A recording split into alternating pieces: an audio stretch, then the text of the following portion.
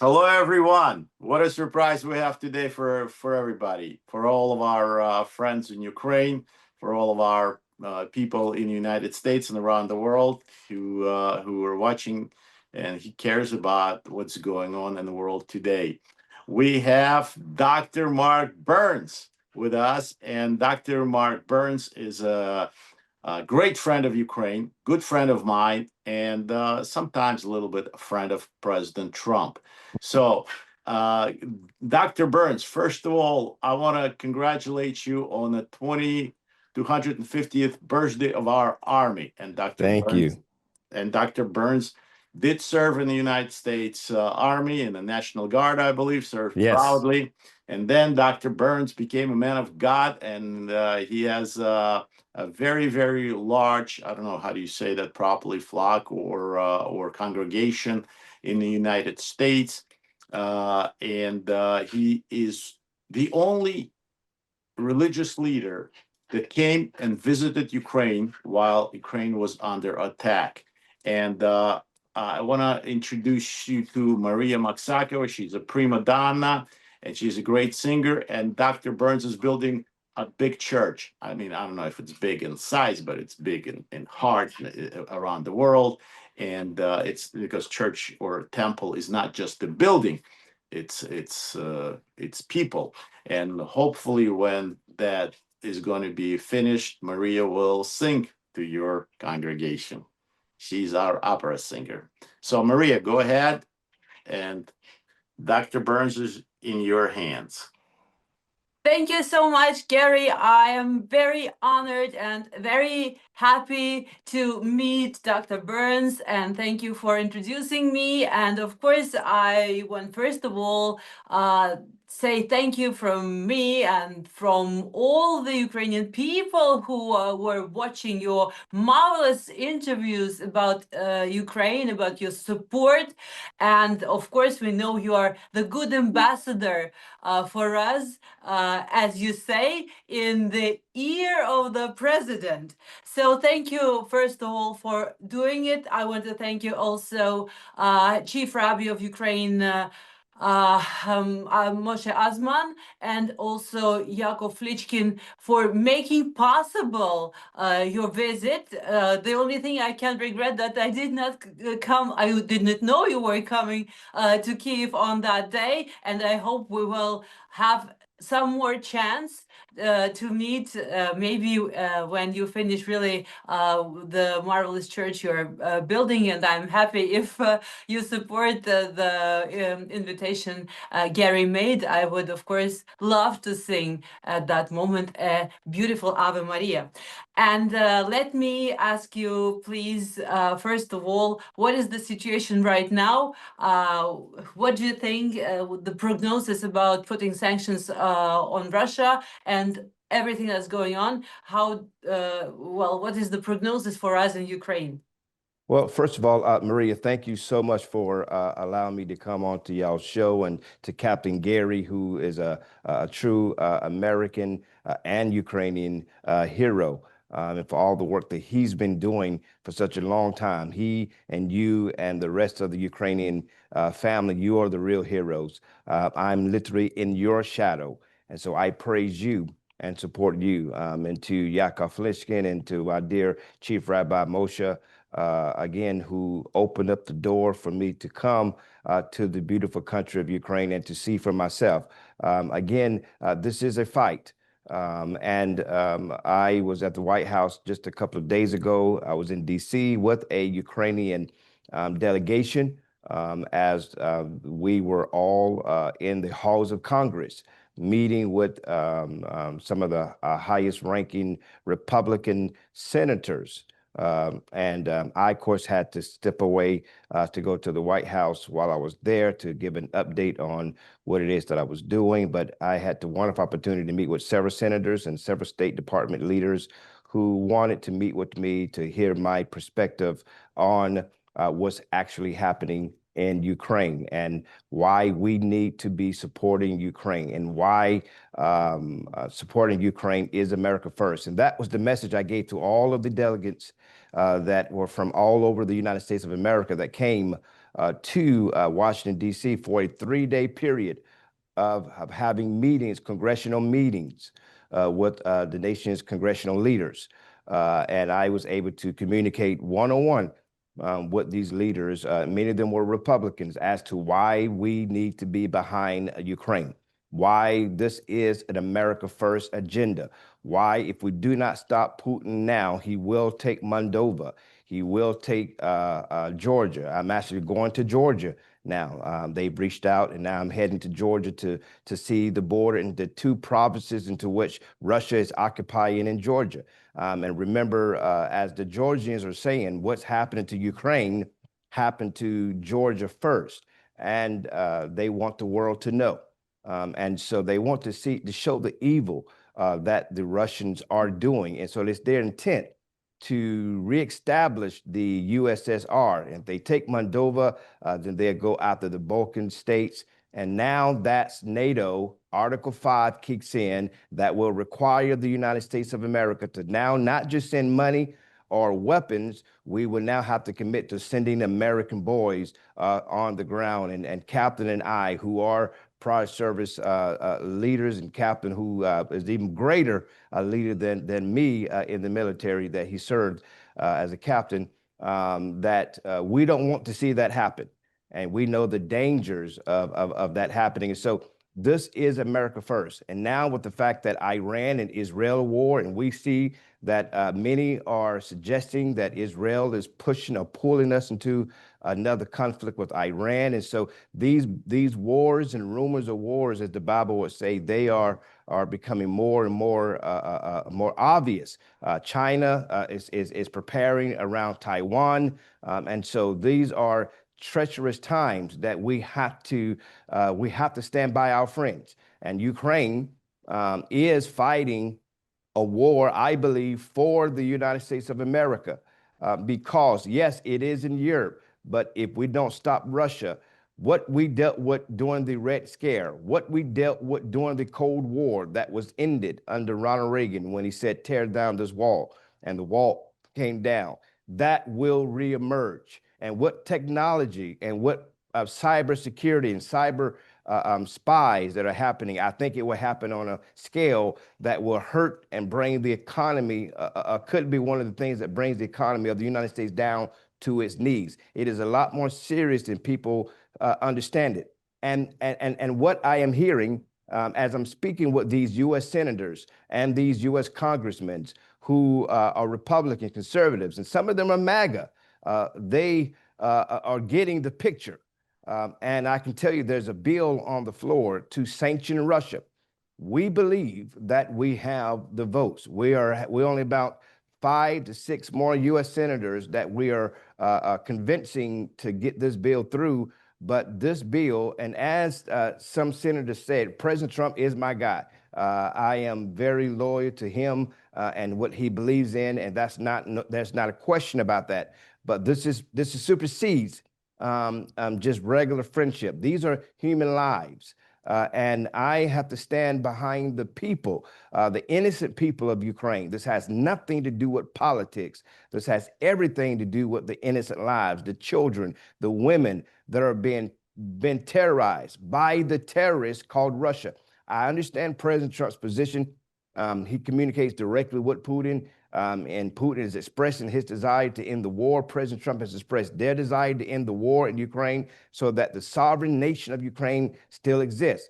I'm obviously not privy to every part of those conversations, but I can tell you on the House, it means in the Senate, amongst congressmen and amongst U.S. senators, we are gathering strong support in the House. It's looking really strong that this bill will pass. And if it passes, that's where we get to put some real sanctions to cripple the economy of Russia, to cut the head of the snake off, to make it impossible for them to continue to wage war without destroying their own nation.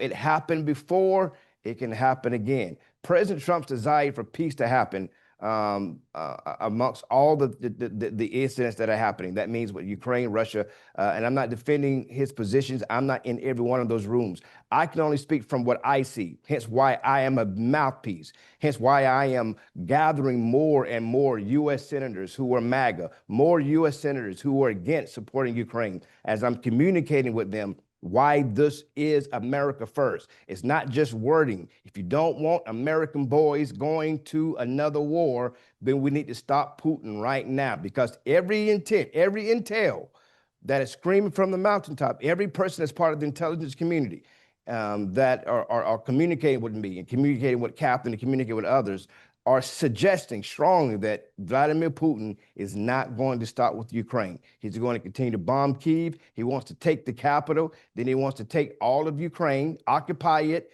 and turn it back into a Russia terrorist state, and then go after Moldova next, and go after the Balkan states next, and reclaim those resources that has made Russia one time the massive USSR powerhouse that it once was. But the hope is this, and this is for my Ukrainian brothers and sisters. There are so many on the Senate floor that are supporting Ukraine. I was so shocked when I went inside Senator Mitch McConnell's office, and there was his chief of staff all dressed up in Ukrainian colors. He had a blue suit with a big blue and yellow Ukrainian tie. He had one yellow sock and one blue sock.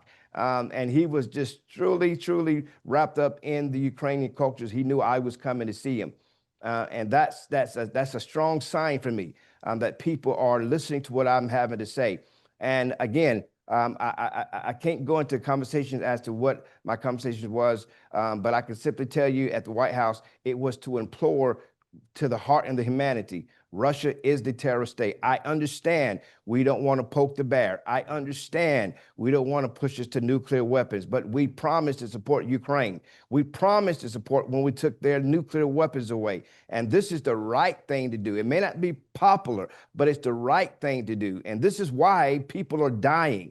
And until we stand up to a bully, they will do nothing but continue on to bully. That's what bullies do. And that's what Vladimir Putin is, which is why I called him pure evil. And I made that message very clear at the highest turn that you can do, with the utmost respect as possible, that we need to get behind Ukraine.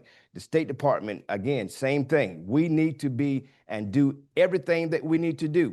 And again, the president is the president, but the United States Senate, Congress, that's another body. They're equal in American politics, right? So the president, the Senate, and then the judiciary, the judges. So they're all equal. It's a three-part government here in the United States of America. And so there are more people, there are more senators who are Republicans, who were once against, like me, but they hear my report. They send my pictures. They're seeing my voice. They know me. They know I'm not a flip-flopper. They know I'm a no-nonsense person. They know that President Trump calls me his pit bull, so that when I am speaking, I'm not speaking because it's popular. I'm speaking because these are the facts. And the message is simply this: supporting Ukraine is America first. No, we don't want to send American boys to war.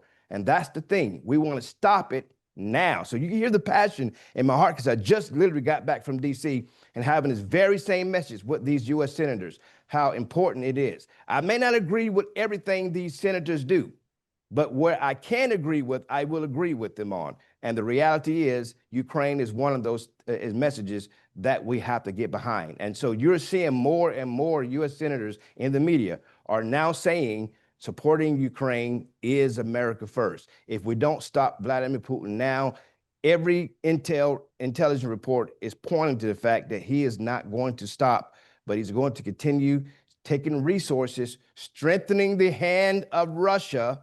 That's what's happening, right? Backed by China. They're also involved, because China is also involved in the Iranian war. And so these are our enemies. These are the axis of evil, right? And North Korea, these are the axis of evil. They want to destroy and wipe America and Western culture off the face of the planet. So we are by allowing Vladimir Putin to take Ukraine, We are strengthening the hands of the axis of evil. And that's the message that's been pushed across. That's the message that I conveyed to the White House. That's the message I conveyed to Congress. That's the message I conveyed to the State Department. And I believe that I know for a fact, based off the responses that I'm getting, we're most definitely moving in the right direction. So there's hope for my brothers and sisters. There's hope on the way. There's hope. I don't care what soundbite you may hear in the news. I don't care what little soundbite that you may hear President Trump may say. And no, brothers and sisters, there is more and more growing support. People like me, who was once against supporting Ukraine, now sees supporting Ukraine is America first. And messages like this to the Ukrainian people is to encourage them to know that we are still fighting. And again, I'm a small piece. There's a massive web. Captain is one of them. Marie, I'm sure you're doing your part as a massive platform that God has given you. There are so many people here in the United States of America that was conservative, that are conservatives, but they're now seeing the bully of Vladimir Putin, the fact that he's killing innocent lives. He's killing children. He's killing people on Easter. He's bombing cities right now. And it has nothing to do with military backing. That has everything to do with terrorizing a nation. So if we're calling people like the supreme leader of Iran terrorists, then we need to call Vladimir Putin a terrorist too. And I understand he has weapons, nuclear weapons. And I understand the precarious position President Trump is in. He's trying to prevent poking the bear so that we just don't have all-out World War III. But we have to stop Vladimir Putin. And it's going to be done, I believe, in the halls of Congress and the president. And again, I cannot go into conversation about what was said, but I can only tell you that there is strong efforts, and we need that bill passed. We need the bill passed, and it's a good thing. We need the bill passed so that we can put sanctions on Russia. And we are most definitely, I mean, I wouldn't blow smoke up your head. I'm telling you, I was really excited, very positive. Everybody was excited, but I'm just trying to encourage everybody. Just because you read some headline, maybe what Trump did or what Trump said, the president said, don't read all of those things. There's so much that's happening behind the scenes, and I'm telling you firsthand account. Your friend of Ukraine. Hopefully you make me an honorary citizen on Victory Party when we in Kyiv for the Victory Party, where we celebrating the peace and sovereignty, the lasting peace, not a ceasefire, but the lasting peace, where that means Russia is back in Russia. Ukraine has the security measures that they need to prevent, just like in Iran, just like in Israel. We believe Ukraine needs to have the same type of weaponry to protect and fight and keep back the enemies of the United States of America. So please be encouraged, my brothers and sisters of Ukraine. Thank you, Dr. Thank you, Dr. Burns. Well, another thing is, thank you very much for honoring my rank. But in this war, Dr. Burns, it's about caliber. And your largest caliber that Ukraine has as an ambassador representing them, which is just it's unvalid. There's no value to put to it. It's the best thing that happened to Ukraine, I think. And you already answered that question, but I just want to reinforce it, because you and we in the United States know the difference between people and media, and this unjust, malicious, lying media. Right? Trump was bad and all those things, but American people spoke. American people gave their voice to it, which had nothing to do with the media. The same thing is happening in Ukraine. This is the problem we're facing right now, and we need your help in it.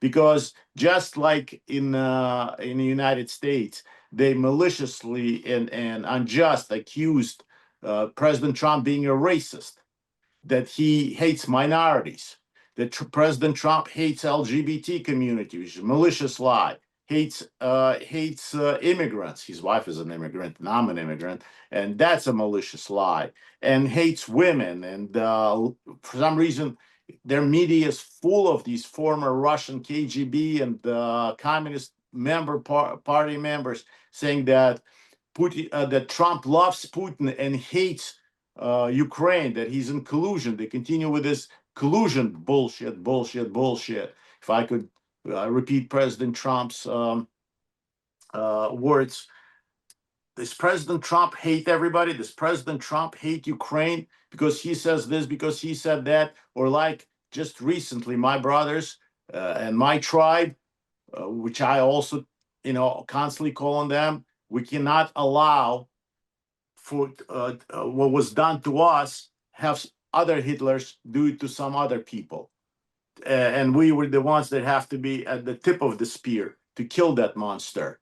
So they were just recently saying, oh, Trump betrayed us. He went to all those Arab countries, but he didn't come to Israel. He betrayed us. He betrayed us. Now, Israelis are saying like this, he was pretty tricky. It was good. And the price of oil didn't jump up. I mean, he prepared for all of this. He prepared for it. Is President Trump really that stupid as the media tries to represent him in Ukraine? Is he really hates Ukraine?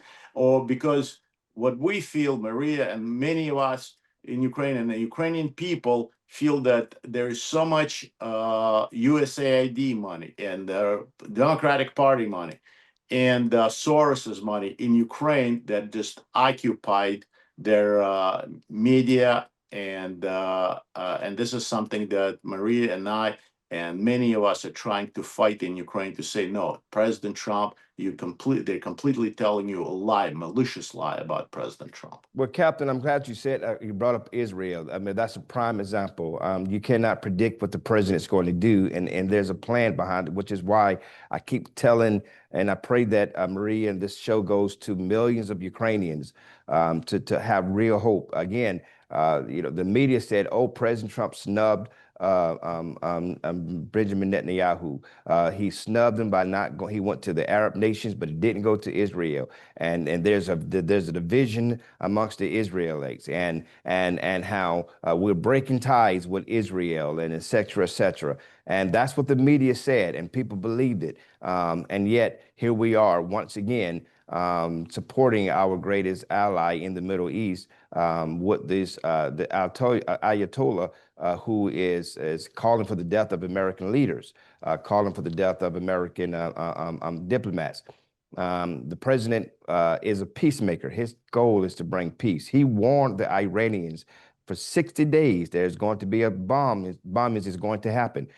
His goal is to try to bring peace and do business with our supposed enemy so that we won't escalate World War III, because that's exactly where we are headed. And people keep saying that, but if they would knew the behind the scenes conversations, how much worse it can be. And the president said that about Russia.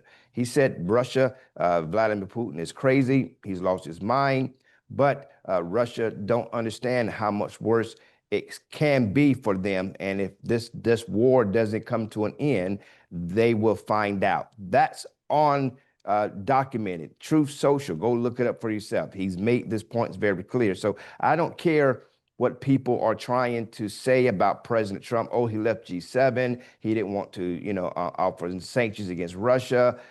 No, the president is trying his best to prevent World War III. He doesn't want he doesn't want Ukraine lost. He doesn't want the Baltic states lost. He doesn't want Georgia and other states in that region, Moldova. He doesn't want those lost. And that's exactly what will happen. We will strengthen our enemies in Russia. We will strengthen our enemies in China. We will strengthen our enemies in Iran. We'll strengthen our enemies in North Korea. And as you can see, they're collaborating together. So we're gearing up. And I wish everybody would, again, take it from what I'm saying and what the captain is saying. All right. The mainstream media, I think many of them should be held for crimes against humanity, because they destroy the hope of people when they report things. Again, I got to do a media hit here in a minute. And the headline is Prime Minister Modi declines President Trump's invitation. That's the big headline. Well, that's not exactly how it happened, but that's what they want to try to portray. And I got to go on the camera and defend the president and defend our position, on these matters, because again, the mainstream media is just about moving people in a direction, creating their own narrative that hurts diplomacy. It hurts diplomacy.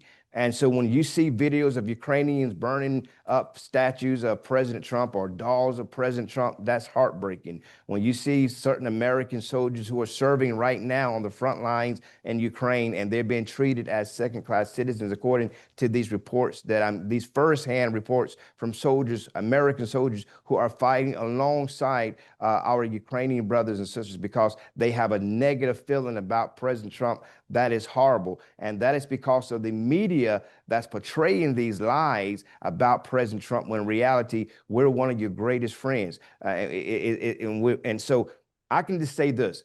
I'm excited over what just happened in D.C. I'm so excited to see that we're so close to getting this bill passed, and it is moving in an upwards trajectory. And people are getting on the right side of history on this matter in supporting Ukraine. And so that I'm really excited. And once that bill passed, you will see a complete decrease of Russian attacks because they just won't be able to afford it. You got to remember, Russia's economy is not doing that great right now. And so this will crush them if this bill is passed. And so, but from President Trump's point of view, he's trying his best to not poke the bear. Vladimir Putin is clearly crazy, and he is clearly an unstable individual. And I hate that because I really wanted to believe, like many, that he was a good Christian and he wanted to bring peace. But attacking Ukraine for what? For land and killing children and killing women and massacring and shooting preachers and pastors and faith leaders in the head. You know, for what? Allowing these bombs to drop on cities where communities live? They're not combatants. They're not soldiers. This is terrorism. This is no different from strapping a bomb to your body and walking inside of a restaurant and blowing it up. To me, it is no different. This is not war. It is terrorism. Terrorism, this is 9/11. And so we need to take it as such. And many in Capitol Hill, the U.S. senators, U.S. congressmen, Democrats and Republicans, because we got to stop making this a partisan issue. We got to stop making this a partisan issue. Amen. This Amen. is not a Democrat issue. I understand the optics, and I understand that your president, President Zelensky, appeared to lean more to the left, you know, and showing up at rallies, those kind of things, and that's just not a good look. And it became a Democrat issue that they used to try to win the elections, and that's bad for the Ukrainian. And unfortunately, your president, whom I'm told has said he knew he made a mistake, but that was a poor choice, and that has made this issue a Democrat Party issue, which has become challenging for Republicans who want to stop spending and not drag American boys into another war. But as you see, Vladimir Putin is not going to stop. According to every intelligence report that I'm getting, he is not going to stop. He's going to continue with Ukraine, Moldova, the Baltic states, Georgia. The rest is history at that point. Article 5 kicks in, NATO, we are members. Regardless whether many believe we should not be a part or not, it doesn't matter. As of right now, we are members of NATO. We're forced to, by Article 5, to send American troops, to send weapons, to send money to support our NATO friends. And so that's where we are headed. And that's will be worse. So we have to stop Vladimir. We got to support the Ukrainian army now. Give them everything that they need now. Make it difficult so that they won't continue to be attacked, and that they continue to go and bomb Russia like they did. The Pearl Harbor of Russia took place at the hands of the Ukrainians, and continue to do that at greater scale, and remind Russia, just because they're large in size, they're not larger in heart, and they're not larger in might. And we Ukrainians will continue to fight till the death of every man, every soldier, and we will not be messed with. Just like Israel does, Ukrainians are doing the same thing. And so the world sees that, hence why you're seeing more and more around the world are getting behind Ukraine and supporting their effort with money, manpower, and even weaponry. Dr. Burns, is one pit bull to another. I can tell you that KGB, thugs, assessment, Stasi, cannot be Christians. None of those stocks can be anything. They're not Christian. They're anti-Christ. They're anti-human. We need to, like you said, we need to cut that head of that snake right away when it's born. But unfortunately, we'll let them grow to be dragons. But also, I believe that President Trump is a very patient man. And just like with Israel, just giving sanctions to Russia, if Europe is not in step with us, if China will continue to invest so much money into Russia, those sanctions will not work. So President Trump has to prepare the ground for it. Same thing with weapons, because, you know, we had the biggest and the strongest military with the most modern weapons in Vietnam and in Afghanistan. Weapons is not enough. There's got to be a political will. There's got to be planning. Just because we want something is not a plan. So I believe, just like with Israel, President Trump's timing is very, very important, and we have to stay patient. And I have a favor of you to ask, and Marie and I have a favor of you to ask, and all of us, please pass to President Trump that Ukrainian people do not hate him. Ukrainian people who are in the trenches fighting, Ukrainian doctors who are in the surgeries day and night trying to save lives, firemen, policemen, teachers, the farmers that I witnessed, that the farmers were working on the field while they were being bombed because they have to grow crops to survive.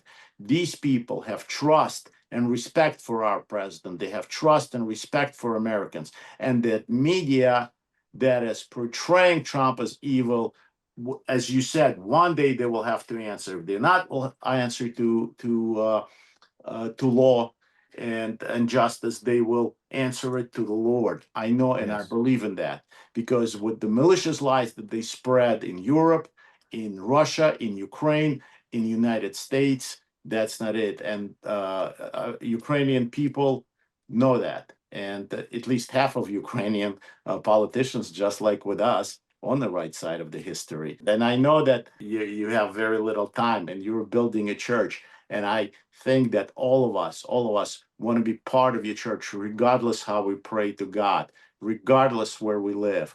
Your church is very, very important. If your church and you as a leader of that, of your church, go around the world and spreading peace and a man of peace, and no one better than an army man knows what's the value of peace is, then it's just, it is an honor to be next to you in those ranks. Thank you, Captain. Maybe may I say one more word? We were fighting so much with Captain Gary for land lease.